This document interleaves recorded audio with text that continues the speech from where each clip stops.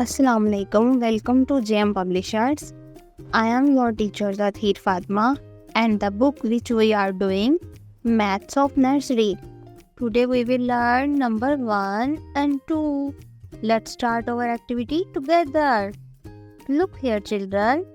Page number 14 पर देखिए. We have to match each number with the right picture. Match each number with relevant picture.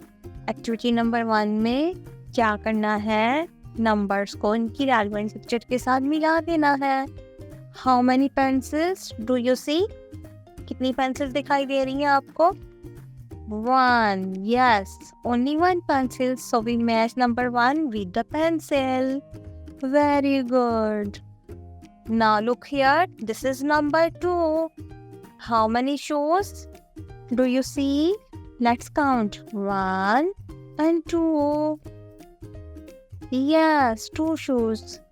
यहाँ पर हमें 2 shoes दिखाई दे रहे हैं. तो हम क्या करेंगे students? So we match number 2 with the pair of shoes. Very good. Book we also have 2 frogs. So number 2 goes with the frogs too. Students अब हम चलते हैं अपनी सेकेंड एक्टिविटी की तरफ.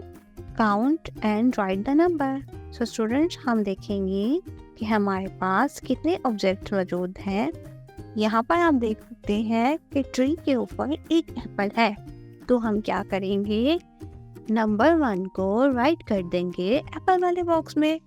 Second one is eggs. How many eggs are there? 2. So write the number 2 in the X box.